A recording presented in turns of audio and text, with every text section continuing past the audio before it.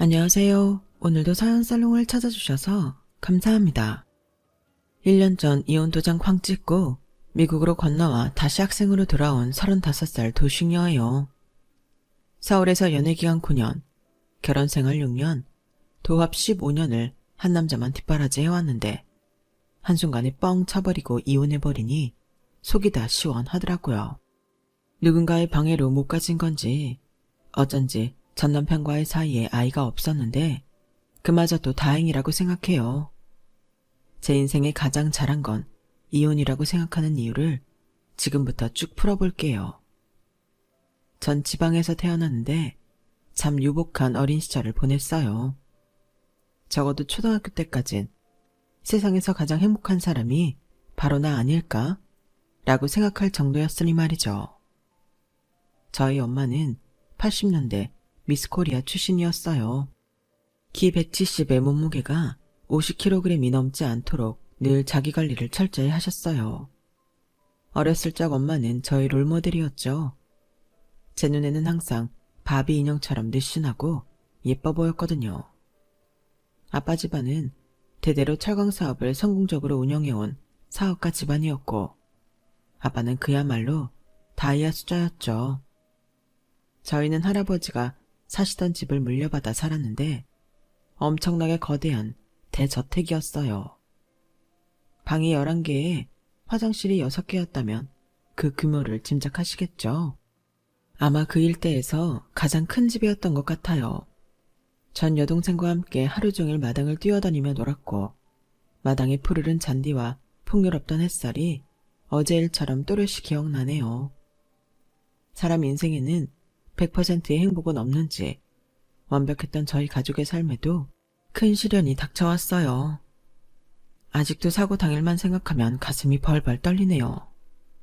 날씨 좋던 주말, 넓은 마당에서 파럿을 치고 아빠와 함께 독서를 즐기고 있던 저는 동생으로부터 날벼락 같은 전화 한 통을 받았어요. 언니, 엄마랑 승마하러 왔는데 갑자기 말이 날뛰어서 엄마가 꼬꾸라져 버렸어. 지금 119 오고 난리 났어. 우리 엄마 죽는 거 아니야? 너무 무서워 언니. 빨리 아빠랑 같이 병원으로 와줘. 저희 엄마의 취미가 승마였는데 낙마 사고로 인해 엄마는 목밑으로 전신마비가 되어버린 거죠. 우리 가족은 모두 엄청난 충격에 빠졌어요. 바비 인형처럼 화려하게 아름다웠던 엄마는 하루아침에 의료용 침대에 시체처럼 누워있게 되었죠. 엄마는 늘 깔끔쟁이였는데 사고 후엔 본인 콧물, 눈물은 물론 대소변까지 혼자서 처리 못하는 사람이 되었어요. 아마도 가장 절망스러웠던 건 바로 엄마 본인이었을 거예요. 아빠는 일단 방 여러 개를 간호사와 간병인들의 방으로 내주었어요. 24시간 엄마를 간호해줄 상주 간호사를 한 명 들였고 힘센 남자 간병인들도 고용했죠. 아빠는 평소에도 사업 때문에 늘 바쁘시긴 했어요. 하지만 엄마의 사고 이후 더더욱 일에만 몰두하시는 것 같았어요. 장미꽃처럼 예뻤던 엄마의 외모가 무너지고 누워만 있으니 그 모습이 보기 싫으셨던 것 같기도 해요.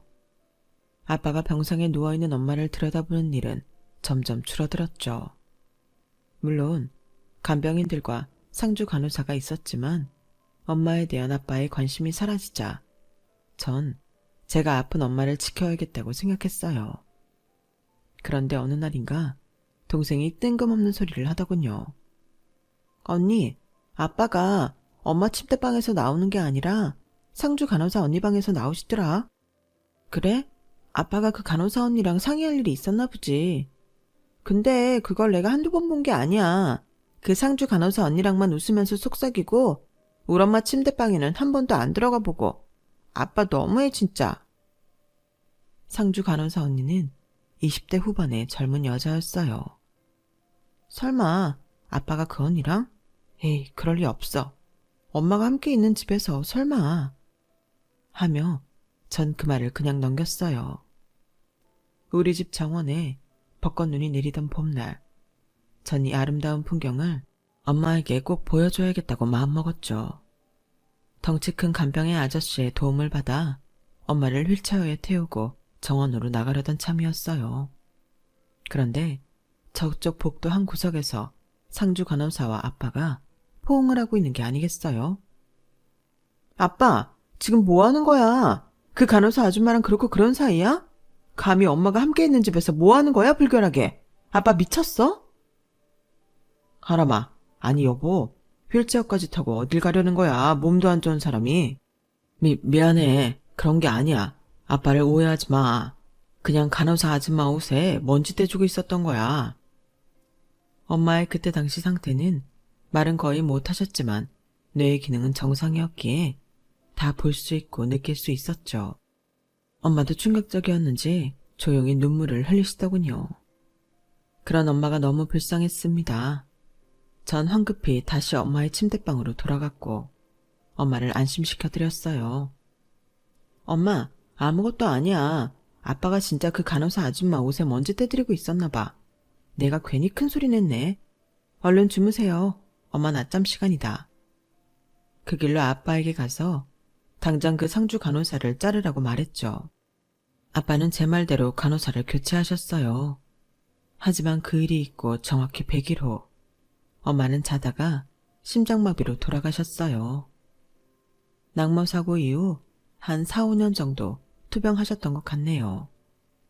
말도 못하고 눈만 껌뻑이던 엄마였지만 같은 지붕 아래 함께 숨쉬고 있다는 것만으로도 다행이라 생각했었는데 엄마가 돌아가시니 하늘이 무너지더군요. 한순간에 한 줌의 재로 변한 엄마를 그냥 보내드리기 싫었어요. 내일 가슴에 품고 싶어서 유골 일부를 아주 조그마한 통에 넣어 목걸이를 만들어 하고 다녔죠.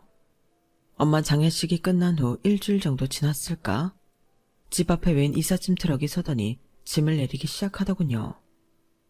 마당에서 햇빛을 쬐고 있던 저와 제 동생은 아빠에게 물었어요. 아빠, 누가 이사 와요? 웬 이삿짐 트럭이에요? 하람아, 소라, 정말 미안하다. 전에 있던 상주 간호사 언니 있지? 그 언니가 이 집에 들어와 같이 살기로 했다. 우리 둘은 곧 결혼식을 올릴 거야. 너희들도 그날 입을 정장을 장만해야 하니 이따 간호사 언니랑 다 같이 백화점에 가도록 하자. 대체 이게 무슨 소리지? 내가 잘못 들은 건가? 동생 하솔이와 저는 벙쪄서 서로를 쳐다봤죠.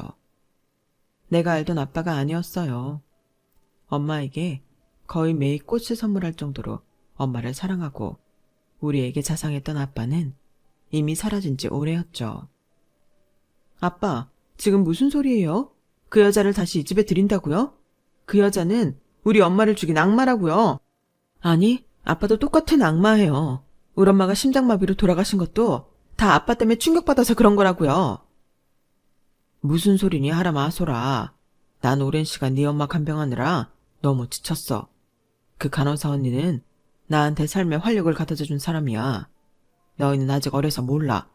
크면 아빠 맘 다 이해할 거다. 이해는 무슨, 개똥같은 말 집어치워요. 난 더 이상 아빠 딸 아니에요.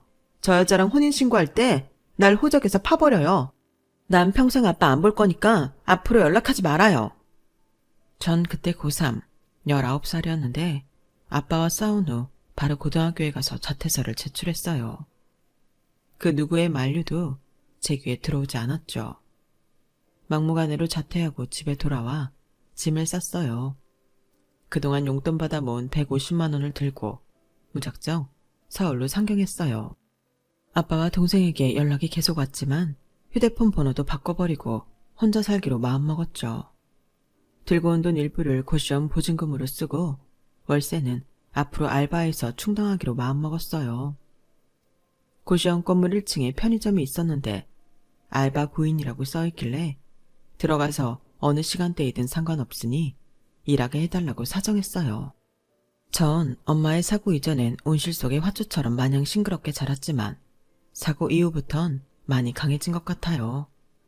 편의점 알바를 똑부러지게 해내자 점장님이 마치 점장과 비슷한 역할을 시키더군요.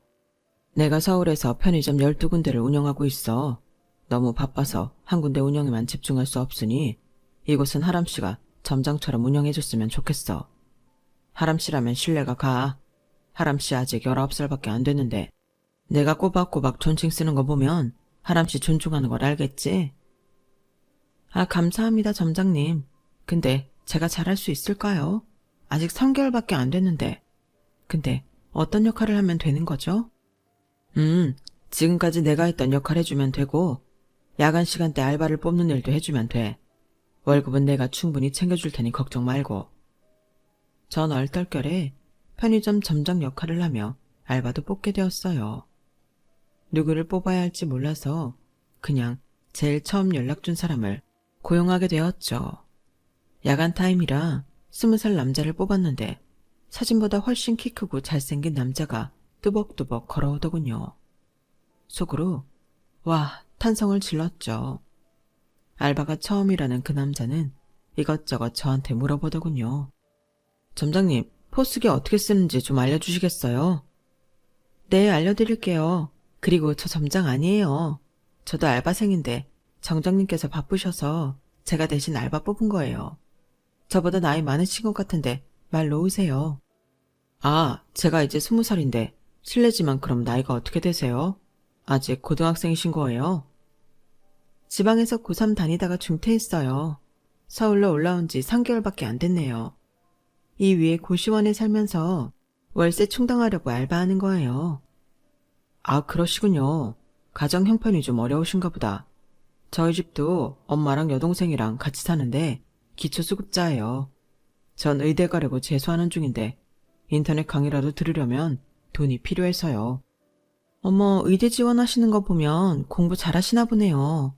근데 밤에 일하시면서 수능 준비까지 하시려면 힘드시겠어요. 대단하네요. 사실 찢어지게 가난해서 대학 꿈도 못 꿀 형편인데 재수하는 것 자체가 엄청난 사치죠. 한 푼이라도 벌어서 제 용돈도 하고 엄마도 조금 갖다 드려야 해요. 그는 저를 그와 똑같은 흙수저라 생각하더군요. 저도 이제 아빠의 그늘에서 완전히 벗어나 스스로를 고아라고 생각하며 살기로 했기에 그러려니 했죠. 그 남자는 제 바로 뒷타임이었기에 마주치는 시간은 인수인계 해주는 딱 10분이 고작이었어요. 그런데 그 남자가 자꾸 정해진 시간보다 일찍 도착하더군요. 그래서 겹치는 시간이 30분, 1시간, 2시간, 점점 길어졌어요. 공부하시느라 바쁠 텐데 왜 이렇게 일찍 오세요? 어차피 정해진 시급은 똑같은데 뭐하러 시간 낭비하세요? 저한테 시간 낭비 아니에요. 이 앞 독서실에서 하루 종일 이 시간만 기다리고 있어요. 하람 씨랑 만나는 시간이요. 아, 물론 공부도 하면서 말이죠. 절 만나는 시간을 기다린다고요? 대체 왜? 왜긴 왜요. 좋아하니깐 그렇죠. 그냥 단도직입적으로 말할게요. 지금 제 신분이 이렇고 하림 씨는 아직 어리긴 하지만 잘 지냈으면 좋겠어요. 그리고 하림 씨 20살 되는 날 우리 정식으로 사귀어요. 키도 크고 얼굴은 정말 잘생겼지만 잘생긴 외모 외엔 아무것도 없던 그였지만 그땐 저도 어렸기에 오케이 했죠. 불과 몇 달 후 제가 20살이 되었고 돈이 없던 우리는 한강 고수부지에 있던 네이클로버를 엮어 반지를 나눠 끼며 연인이 된 걸 함께 축하했죠. 참 순수했던 시절이네요. 그러나 남친은 그의 수능에서 몇 개 안 틀려야 갈 수 있다던 의대를 불합격하고 말았어요. 오빠, 아무래도 편의점 야간 알바하면서 잠도 제대로 못 자고 공부해선 의대 못 갈 것 같아. 꼭 의대를 가야 하겠어? 우리 아빠가 막노동하시다가 허리를 크게 다쳐서 평생 누워 지내다 돌아가셔서 난 꼭 의대 가서 정형외과 의사를 하고 싶어. 순간 낙마석으로 전신마비가 되었던 엄마가 떠오르더군요. 우리 엄마도 사고로 전신마비돼서 침대에 누워만 계시다 돌아가셨는데. 그래, 오빠의 꿈이 전 그렇다면 내가 밀어줄게. 꼭 훌륭한 의사가 되어봐. 오빠 편의점 일 그만두고 하루 종일 공부만 해. 내가 용돈이며 공부할 돈은 넉넉히 대줄게. 에이, 무슨 소리야. 내 공부할 돈은 내가 벌어야지. 그리고 편의점 야간 알바하는 건 날 위해서도 그렇지만 우리 엄마랑 내 여동생 생활비를 대기 위한 것도 있어. 그것까지 내가 대줄게. 그럼 됐지? 오빠 의대 갈 동안 난 당분간 고시원 비용만 있으면 돼. 식사도 편의점 유통기한 지나서 버려야 하는 것들로 해결하면 되고. 아니야, 하람아. 그렇게까지 할 거 없어. 네가 얼마나 고생하는지 알고 있는데 그 돈 받을 수 없어. 의대 붙을 때까지만이야. 의대 합격하면 그때부턴 오빠가 과외 알바라도 하면서 나 먹여 살리면 되잖아. 아, 고마워, 하람아. 너의 마음 받아서 나 진짜 죽도록 열심히 해서 꼭 의대 합격할게. 정말 고마워. 우리 가족들도 너한테 고마워할 거야. 내가 나중에 너 의사 사모님 만들어서 손에 물 한 방울 안 묻히게 해줄게. 꼭 호강시켜줄게. 그러나 남친은 삼수도 떨어져서 사수죄에 붙더군요. 그동안 남친의 엄마와 여동생 용돈까지 합하면 한 달에 좋게 130 정도는 들어간 것 같네요. 이런 저를 보면 바보 천치 아니냐고 욕을 할 수도 있겠죠. 하지만 가족 없이 진짜 고아처럼 닭장 같은 고시원방에서 지내던 저에게 남친 뒷바라지하는 건 유일한 낙이었어요. 그런 남친이 무려 사수에 성공해 서울에 있는 의대에 합격하자 더할 나위 없이 기쁘더군요. 나 합격이야, 합격. 의대에 합격했다고. 그것도 서울에 있는 의대야.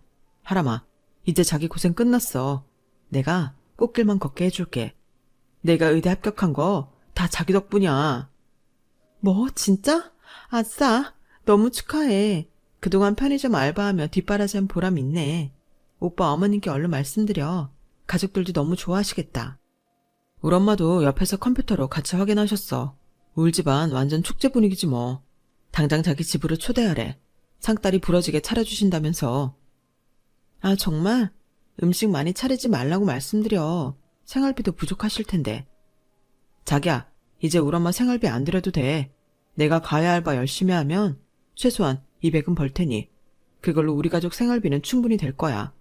그동안 우리 엄마랑 내 여동생까지 챙겨줘서 정말 고마워. 전 남자친구의 집에 초대받아 갔고 남친 엄마와 여동생에게 환대를 받았죠. 그야 당연한 것이 그동안 한 2년을 남친의 생활비와 합하면 월 200 정도씩 남친 집안에 갖다 바쳤으니까요. 하람아, 정말 고맙다. 내 면목이 없어서 늘 계좌로 용돈만 받고 이제야 불러서 식사 대접이라도 하는구나. 그동안 우리 아들 공부 비용이며 나랑 내 딸 용돈까지 정말 고마워. 생활에 큰 보탬이 됐어. 내 아들이 하람이 네 덕분에 의대 합격했구나. 아니에요, 어머님.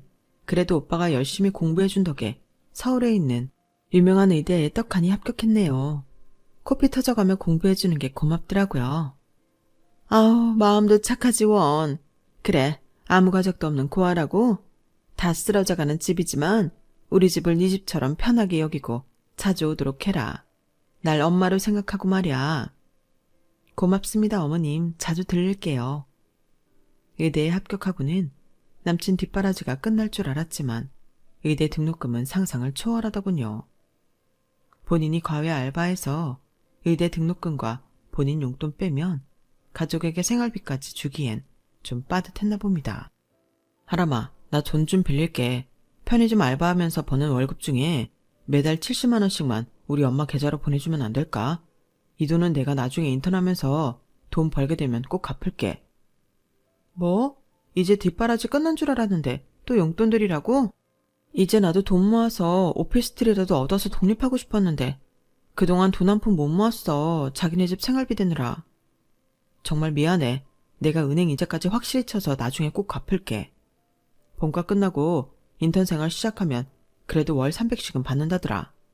어차피 그때쯤엔 자기랑 결혼할 거긴 하지만 어쨌든 공과 사는 구분해서 꼭 갚을게. 그때 당시 남친 엄마는 디스크로 하루 종일 누워 계시는 날이 많았어요. 남친 여동생은 동네에서 알아주는 날라리로 맨날 가출을 밥 먹듯 했기에 그 집 사정이 딱해 용돈 70만 원씩 빌려드리기로 했죠. 남친 엄마가 누워 계시던 모습에서 병상에 누워있던 저희 엄마가 떠올라 안쓰럽게 보였거든요. 이렇게 용돈까지 드리던 저를 늘 환대해주던 남친 엄마는 남친이 의대를 졸업할 시점이 다가오자 점점 차갑게 변해갔어요. 하루는 같은 동네이고 하니 과일 한 상자를 드리려 남친 집에 불쑥 찾아갔죠. 그런데 남친 엄마가 웬 낯선 아줌마와 함께 있더군요. 어머님, 저 왔어요. 사과가 맛있어 보여서 한 상자 사들고 왔어요. 여기 놓을 테니 깎아 드세요. 그 낯선 아줌마는 제가 남친 엄마에게 어머님이라고 칭하는 걸 듣더니 깜짝 놀라더군요. 아우, 사모님, 이미 충재군이 여자친구가 있나 보네요. 그럼 가입이 안 돼요. 저희는 진짜 결혼을 목적으로 하는 고급 결혼정보회사인데요. 거기 가입한 아가씨들이 다 엄청나게 부잣집 녀식들이에요. 여친 있는 남자 가입시킨 줄 알면 저희 회사 신뢰 떨어져요. 아우, 제 충재 여자친구 아니에요. 그냥 화장품 방문 판매원이니 무시하세요. 화장품 팔러 온 거예요. 일단 나중에 다시 얘기합시다.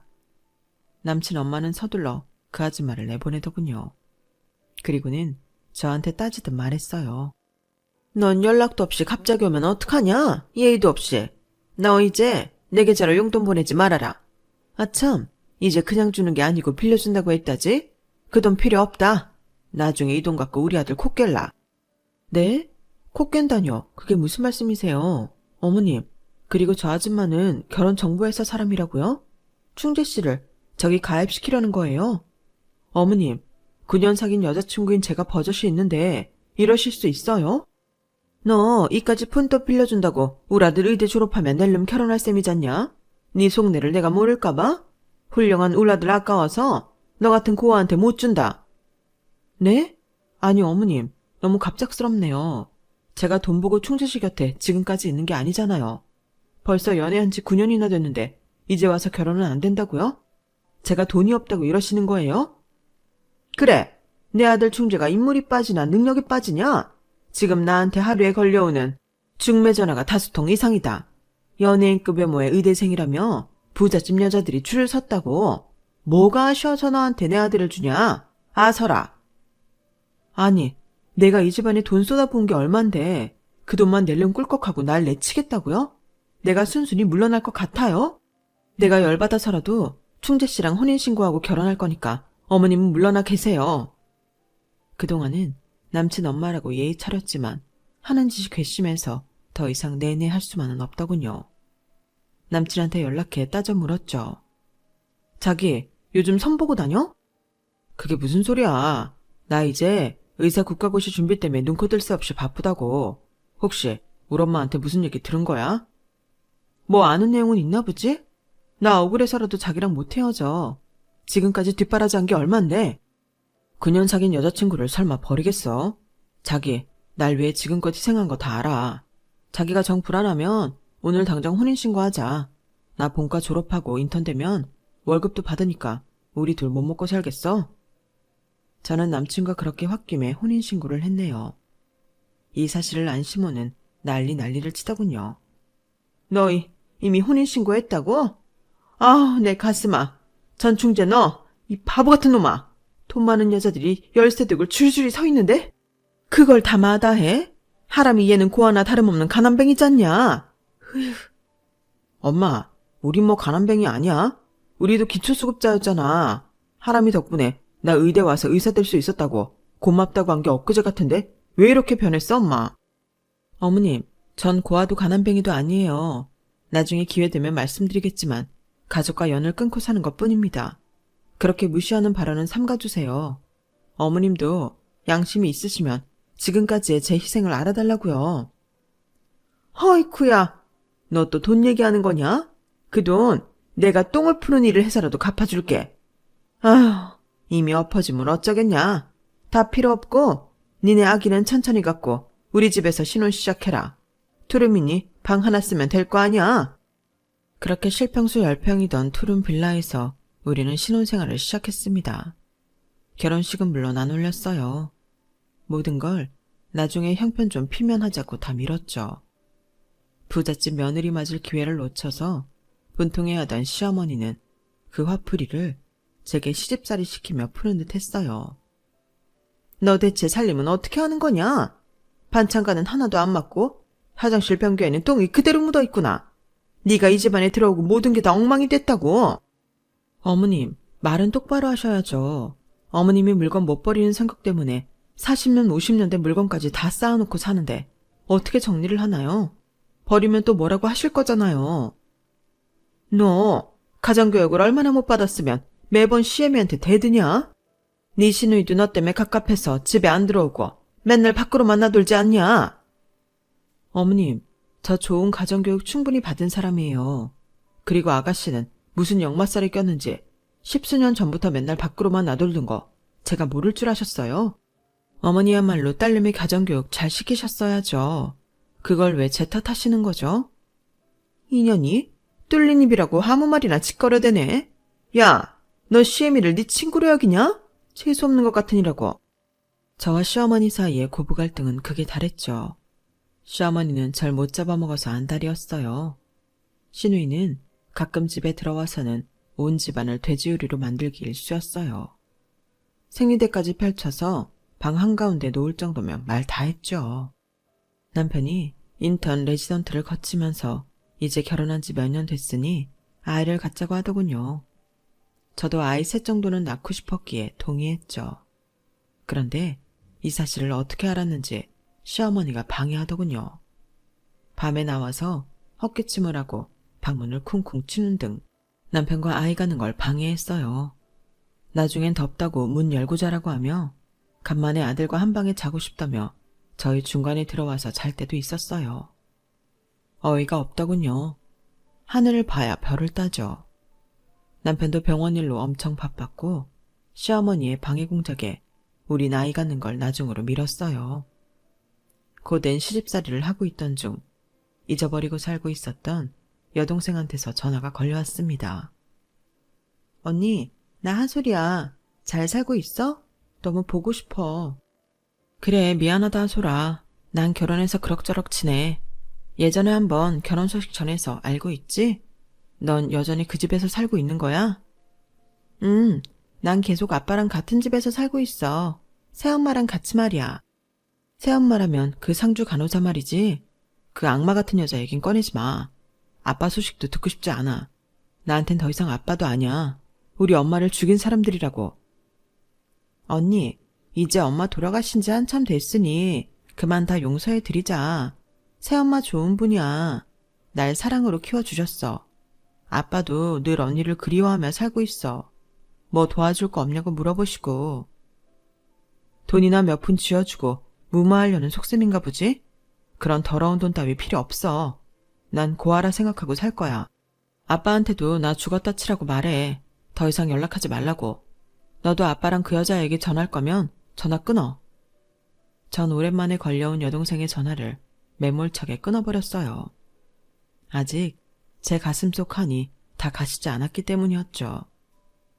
이제 진짜 세상에 나 혼자구나 란 생각에 너무 서글펐어요. 남편도 바쁘다는 핑계로 지옥 같은 시댁살이를 하고 있던 제게 무관심했기에 의지할 수 없었죠. 시댁 식구들은 절 내쫓으려는 심산인지 구박하고 모욕 주기 일쑤였으니 그야말로 지옥이 따로 없었죠. 남편은 레지던트 생활이 끝나가고 개업을 하고 싶다고 얘기하더군요. 본인의 능력이 어디까지인지 개업하면 돈을 얼마나 벌 수 있을지 궁금하다면서요. 평생 돈이 찌들러온 남편이 개업해서 떼돈을 벌고 싶다는 그 심정을 이해할 수 있었어요. 남편은 가족들에게 모아놓은 돈이 얼마쯤이냐고 묻더군요. 전 딱 1,000만 원, 시어머니는 200만 원, 둘이 합쳐 1,200만 원이었어요. 정말 처참한 수준이었죠. 남편은 크게 한숨을 쉬더군요. 아우, 삐까뻔쩍하게 정형외과 개업하려면 한 4억은 든다는데 고작 1,200 가지고 어떡하냐? 올 대출로 개업해야 하나? 아우, 힘들다 힘들어. 남편은 은행 여기저기에 대출을 알아보고 다녔어요. 그러던 어느 날 웬 여자가 4살짜리 아이와 함께 손님이라며 집에 찾아오더군요.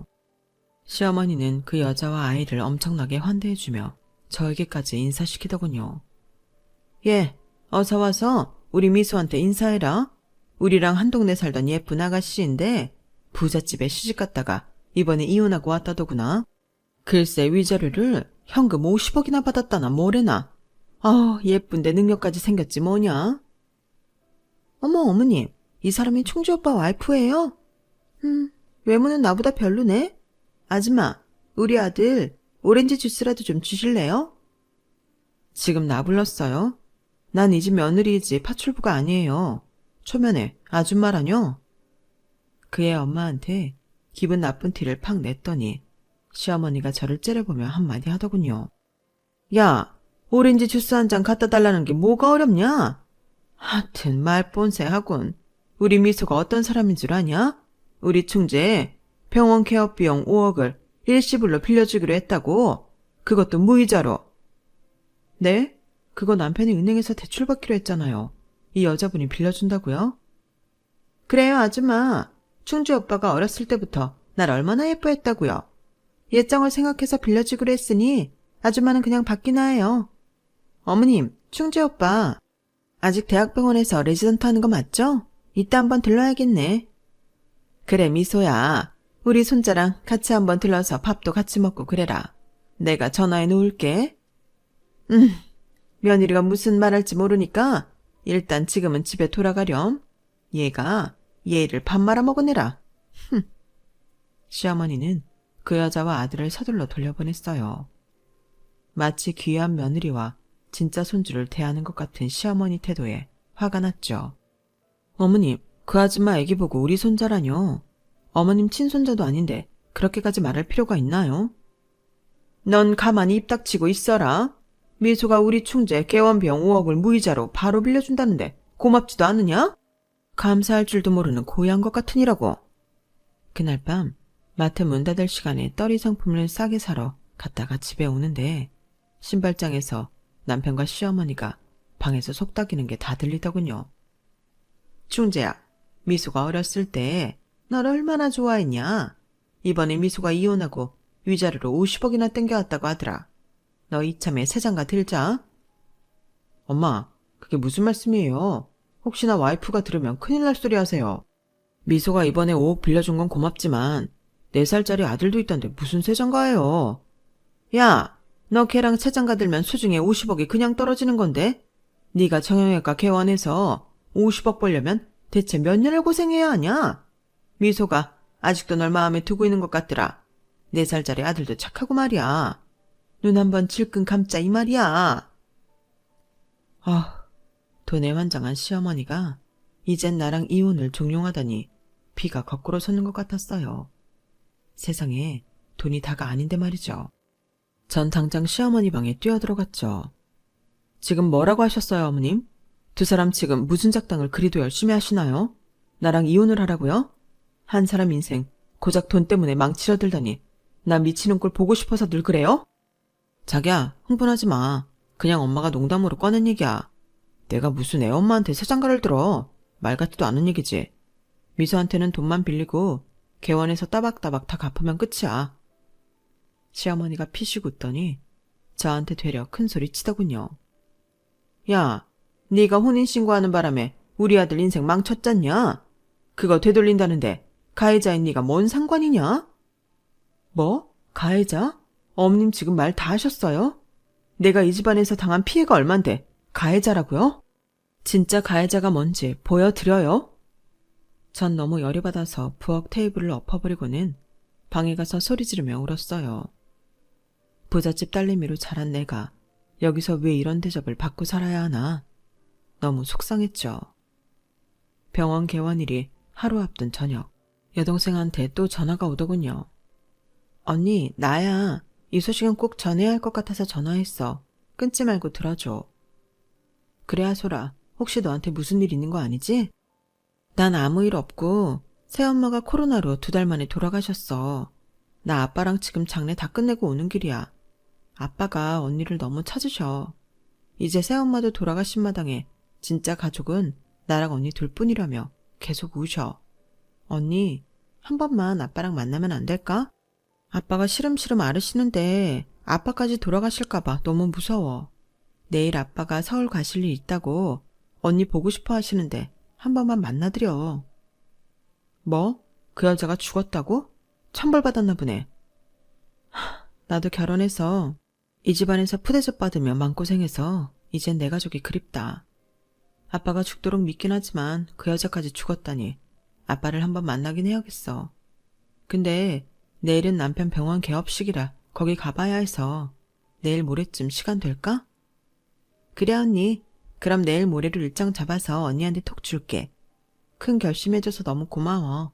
아빠가 엄청 좋아하시겠다. 아빠와의 만남보다 일단 내일 당장 있을 남편 개업식 준비로 긴장되었어요. 무려 5억이나 들인 병원이었기에 개업식에 최대한 예쁘게 하고 갔죠. 시어머니는 그런 저를 못마땅하게 쳐다보고는 병원 개업식 전에 여기저기 청소를 시키더군요. 시어머니가 얄미웠지만 하이힐에 스커트를 입은 전 남편 병원을 내 집처럼 여기며 깨끗이 청소했죠.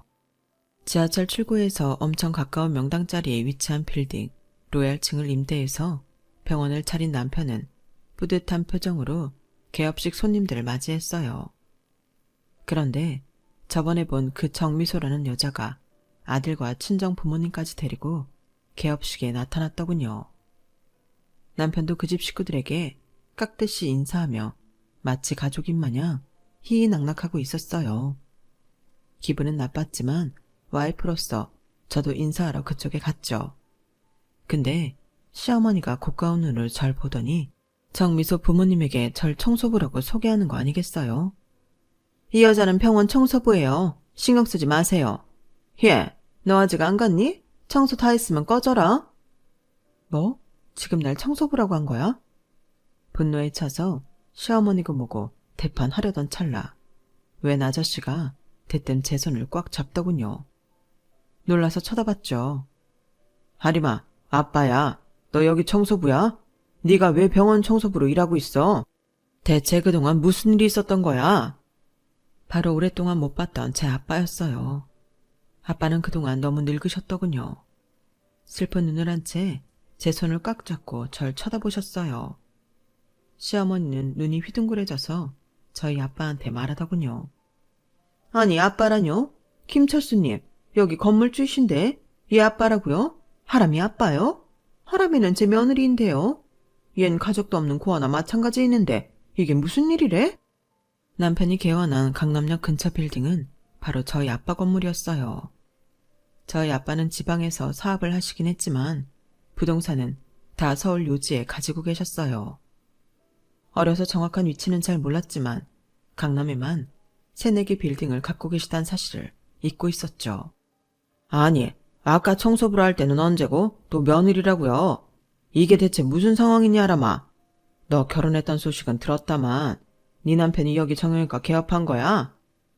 순간 아빠 품에 안겨 엉엉 울면서 제가 살아온 힘든 얘기를 다 하소연하고 싶은 욕망을 꾹꾹 참고서 이성을 되찾았어요. 그래, 이 거지 같은 집에서 탈출하자. 난 원래 금수저였는데 이런 진흙탕에서 내가 왜 이러고 있지? 이제 아빠 품에서 편하게 살자. 서민 체험도 쫑이다 쫑. 너무 지친 마음에 이런 생각이 들었고 전 그 자리에서 모두에게 이혼을 선포했어요. 할매, 난 더 이상 당신에게 시어머니라 부르고 싶지도 않아. 날 애미애비도 없는 돈 없는 여자라고 무시했지? 말은 안 했어도 난 금수저 중에 금수저라고. 당신이 그렇게 무시할 클래스가 아니라고. 아니, 이 건물주 따님이었단 말이냐? 며느리야, 아니 며느님, 그동안 이 시애미가 말 함부로 한 거 다 용서해라. 내가 너한테 너무 잘못했구나. 이 건물만 해도 얼마야. 아이고야, 진작 말하지 그랬니? 당신 같은 속물하고 한 공간 안에서 숨쉬고 싶지도 않아. 아빠, 나 이혼하고 당장 아빠랑 같이 살래요. 더 이상 그 그지 같은 집구석에서 살고 싶지 않아요. 내가 얼마나 구박받고 바보처럼 살아왔는지. 뭐라고? 누가 우리 딸을 구박해? 당장 이혼하고 집으로 내려가자꾸나. 이미 계약했으니 물을 순 없겠지만 정형외과라고. 그럼 내가 이 건물 공실난 곳에 정형외과로 꽉꽉 채워주지. 어디 한번 경쟁해보라고? 아니 건물주님, 아니 장인어른, 한 건물에 같은 업종이 여러 개 있으면 저희 병원 큰 타격 입습니다. 제발 그러지 말아주세요. 우리 딸을 그렇게 무시했다면서 이제 와서 장인어른인가? 진작 우리 딸한테 잘했어야지. 이제 이혼하는 마당에 장인어른이라 부르지도 말고 이 건물이 싫거든 딴 데다 병원 차리게나. 전 아빠 손을 잡고 당당하게 나갔어요. 그 길로 옛날 가족들과 함께 살던 진짜 우리 집으로 향했죠. 집으로 가는 차 안에서 아빠와 저는 부둥켜 안고 펑펑 울었네요. 운전기사분이 어리둥절하셨을 거예요. 여동생과도 너무 오랜만에 만나게 되어 행복했어요. 동생은 곧 결혼해서 남편 따라 미국으로 들어간다고 하더군요. 동생의 남편들 집안도 미국에서 크게 사업을 하는 부잣집이었어요. 아빠는 이제 저뿐이라며 본인이 하는 사업을 물려주고 싶어 하셨어요. 고등학교도 제대로 졸업하지 못한 저를 안타깝게 생각하신 아빠는 미국 유학을 제안하셨고 공교롭게도 결혼한 여동생과 함께 미국으로 가게 되었습니다. 전 현재 미국에서 공부도 하며 동생의 소개로 새로운 인연을 만나 연애도 한창이에요. 남친은 재미교포로 뉴욕주 변호사인데 제 상황을 모두 이해한다며 몇 번이나 프로포즈를 하네요. 결혼해서 한국에서 일하고 싶다고 하면서 말이죠. 자꾸 2002년 레드코리아 빨간색 월드컵 티를 입고 와 아이러브 코리아를 외치는 통에 웃겨 죽겠네요. 결혼은 일단 학업을 다 마치고 생각해 봐야겠습니다. 적어도 잘 사는 집 남자라 그런지 성격 꼬인 데는 없어 보이니 다행이에요. 부모님들도 훌륭한 분들이시고요.